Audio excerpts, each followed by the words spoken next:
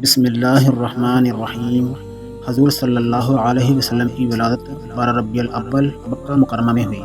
حضور صلی اللہ علیہ وسلم کی جب ولادت ہوئی تو آپ صلی اللہ علیہ وسلم کے دادا عبد المطلب ولادت کی خبر سنتے ہی گھر تشریف لائے، اور اسی وقت آپ صلی اللہ علیہ وسلم کو بیت اللہ میں لے گئے اور بارگاہ الہی میں نہایت عاجزی سے دعا کی، اور پھر گھر واپس آئے، کیونکہ حضور صلی اللہ علیہ وسلم کے والد ماجد حضرت عبداللہ پہلے ہی انتقال فرما چکے تھے۔